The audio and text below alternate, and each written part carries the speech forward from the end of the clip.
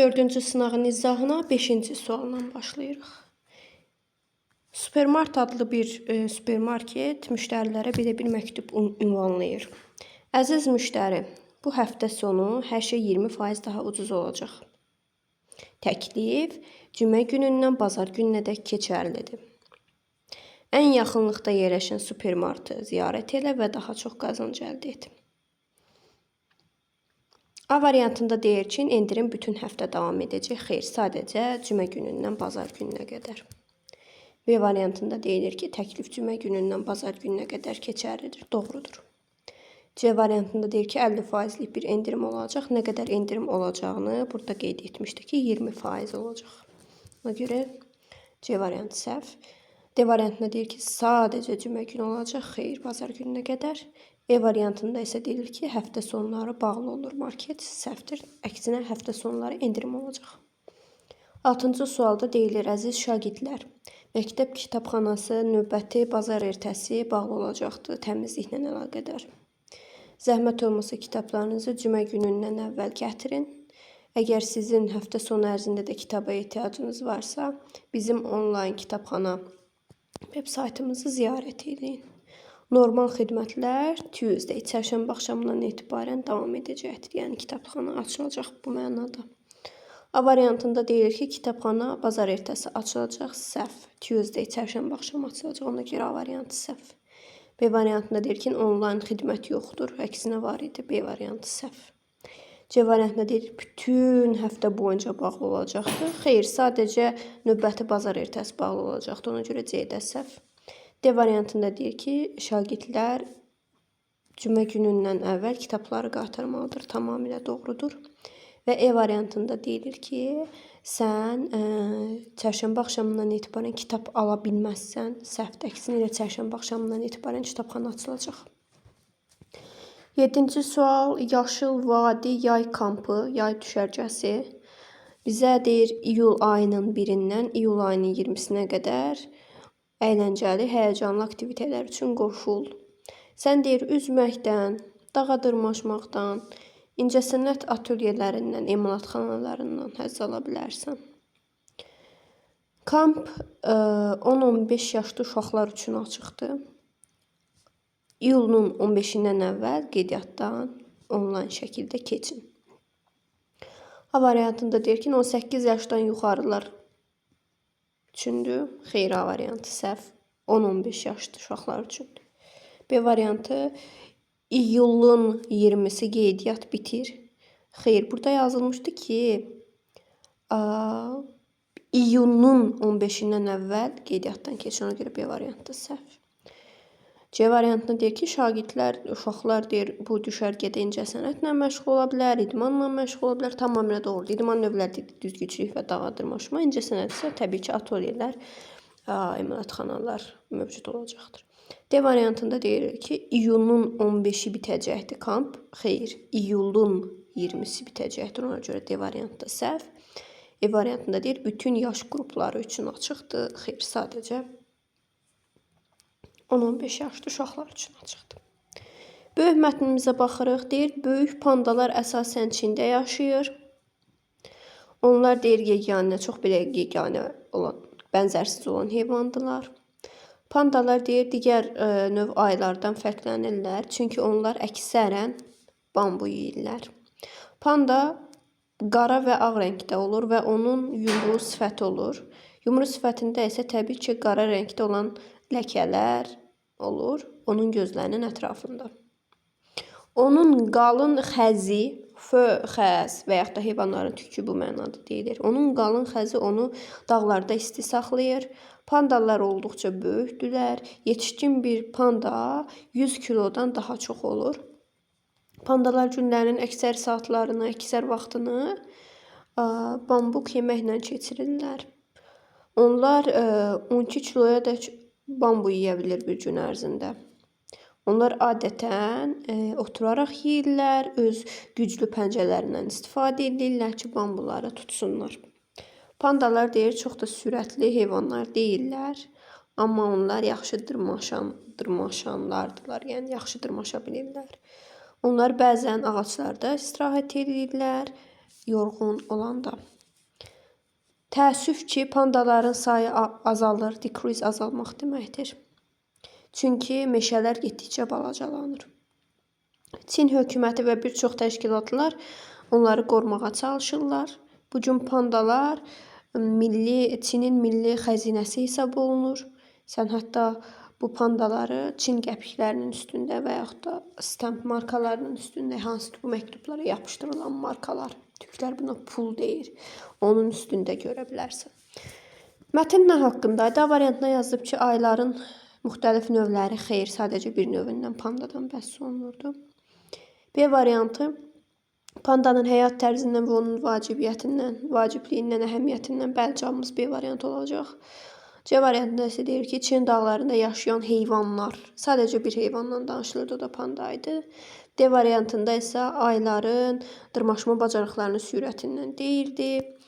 E variantında da pandaların təhlükəli düşməni haqqında da deyildi. 9-cu sualda səhv fikir istəyir. A variantında deyir ki, pandalar vaxtlarının çox hissəsini bambuk yeyərək keçirir, düz idi. Ona görə çıxdım.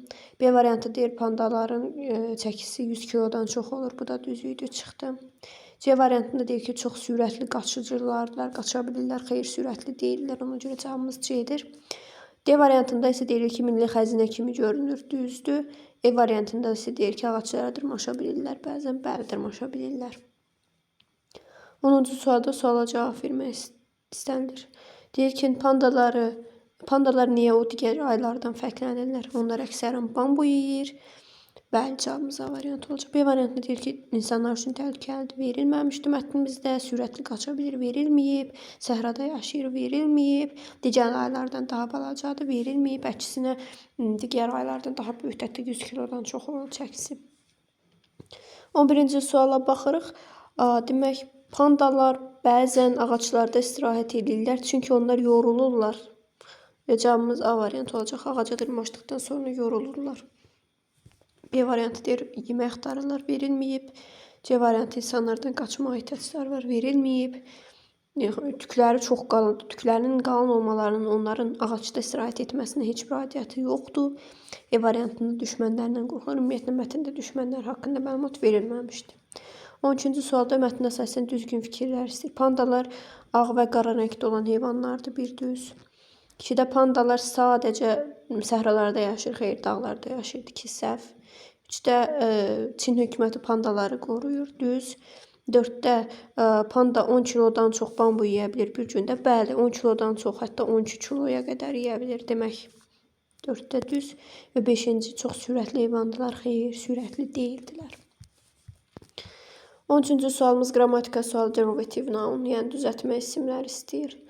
A variantında liberation düzəltmədir, lakin sunflower, burada 2 dənə söz var. Sun, günəş, flower, gül, mürəkkəb isim idi, ona görə A variantı səhv.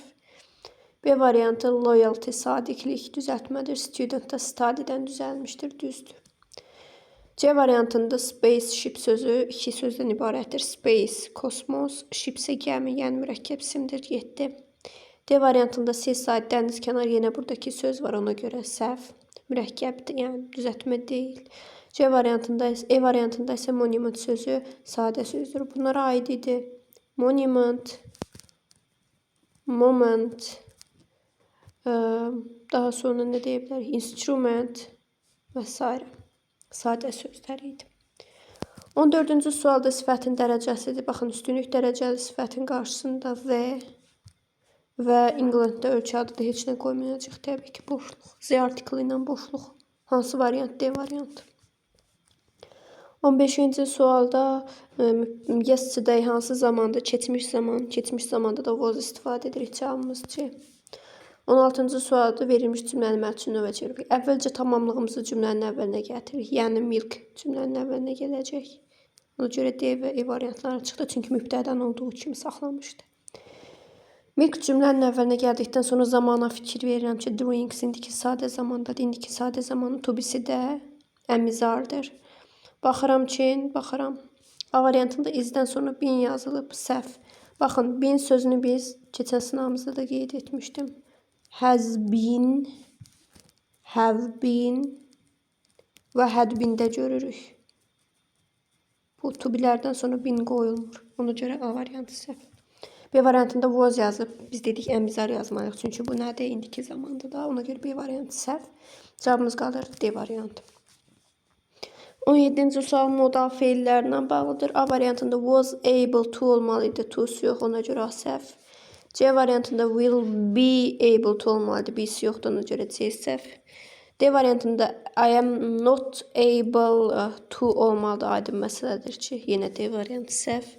E variantında won't be able to olmalıydı. Bu da səhv. Cavabımız can't qalır. B variantı. I can't speak Japanese fluently. Mən səlis bir şəkildə Yapon dilində danışa bilmirəm. 18-ci sual bağlayıcı bölməsidir. Baxın uşaqlar, both or yox, both and olmalıydı. Ona görə A variantı səhv. C variantında yenə both nor yox, both and olmalıdır. Bu baxımdan səhv.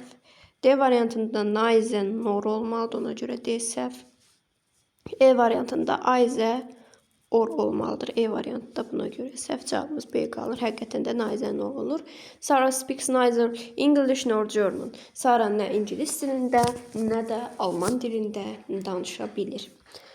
19-cu sual mübtəda xəbər uzlaşmasıdır. Mübtəda xəbər uzlaşmasında əgər mübtədamız söz yönü tərkiblidirsə, o zaman söz yöndən əvvələ baxıram. Söz yöndən əvvəlki isim tickets cəmdədir. O zaman cəm qoyacağım. Cavabım da B variantı vur. Is təkdir, was təkdir, has been, wasn't. Bunlar tək mübtəda istəyirlər. Cavabımız B variantı olur. Buraxılış imtahanına da mütləq şəkildə bir mübtəda xəbər uzlaşması sualı düşəcəkdir. 20-ci sual söz yönlərlə bağlıdır. Listen-la to işlədir, yaydım məsələdir. İkinci tərəfdə daha sonra the teacher asked-dan sonra da içini işlətmirik. Ask the students to listen to her carefully. Müəllim şagirdlərdən ona diqqətlə qulaq asmasını xahiş etdi. Cavabımız C. 21-ci sual sözlərlə bağlıdır. Deməli, mən burada how many question demək üçün gərək questions olaydı. Ona görə how many-ni seçəmirəm. How many-dən sonra cəmsim gəlir. How much-ı da seçə bilmirəm. Çünki how much-dan sonra da sayılmayan isim gəlir. Yəni, buna yazacağım. Uncountable, yəni. Ona görə 1-3-ü götürə bilmirəm. Cavabım 2 ilə 4-dür. Bu qədər sadə, bu qədər bəsit. Which question did they ask in the interview? Onlar müsahibədə hansı sualı verdi və what question, nə sualı verdi? 22-ci sual sinonimlərdir. Health, sağlamlıq deməkdir. Sağlam, bu qısaca yazacağım, sağlamlıq. Illness isə xəstəlik deməkdir. Bunlar əks mənalı sözlərdir. Seçə bilmirəm, ona görə A variantı səhv. B variantı winner, qalib deməkdir. Lose isə məğlub deməkdir. Bunlar da aydın məsələdir ki, antonimdilər. B variantı səhv.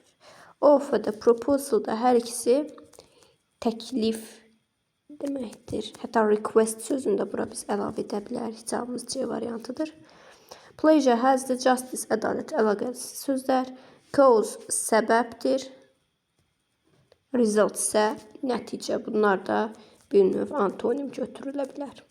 O zaman cavabımız həqiqətən də C-dir. 23-cü sualda isə antonimlər istəyir. Baxın, bu demək 1 fevral tarixində keçirilmiş güvən sınavına da düşmüşdü. Accept, qəbul etmək. Qəbul etmək. Refuse, rədd etmək. Rədd etmək deməkdir. Hətta refuse'un sinonimi kimi biz reject də verə bilərik. O zaman bir həqiqətən antonim, biri götürdüm. 2-də criticize, tənqid etmək. Yəni, kimisə səhvlərinə görə tənqid etmək. Tənqid etmək yazacağım. Praise isə dəyərləndirmək, qiymətləndirmək, tərifləmək. Bunlar da nədir? Antonimdirlər. Qiymətləndirmək.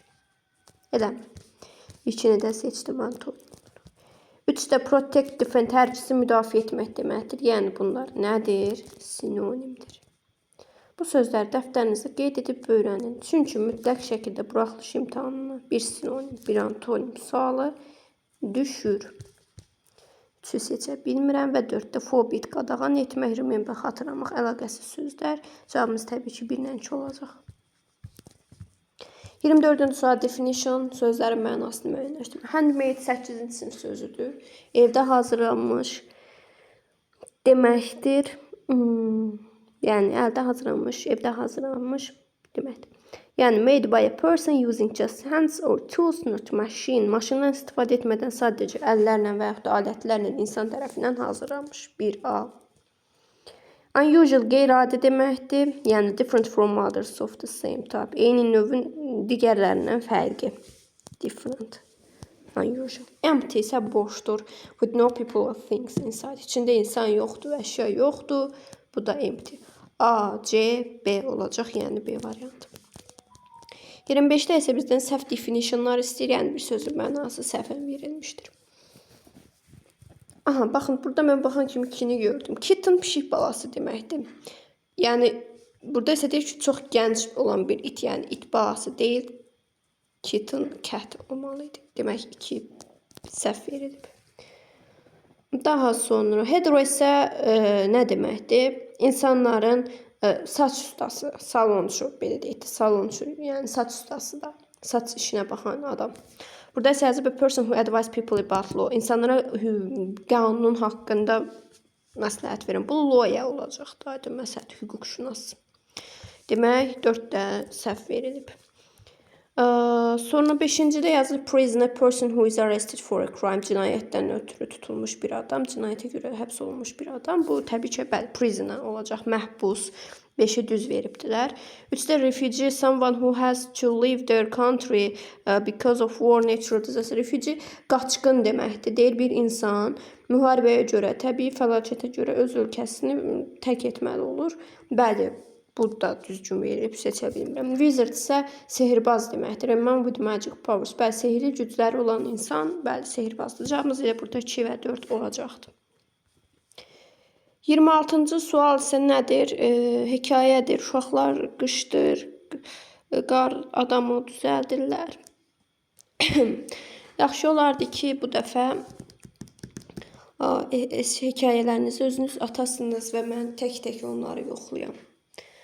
Bugünlük bu qədər. Ümid edirəm ki, sizin üçün faydalı bir izah olmuşdur. İzlədiyiniz üçün hər kəsə təşəkkür edirəm. Əgər videonu bura qədər izləmişsinizsə, onda zəhmət olmasa şərh qismində bizim üçün bir dənə sözün mənasını qeyd edin. Bir dənə söz tapacağım sizin üçün. O sözü şərh qisminə tərcüməsini yazarsınız.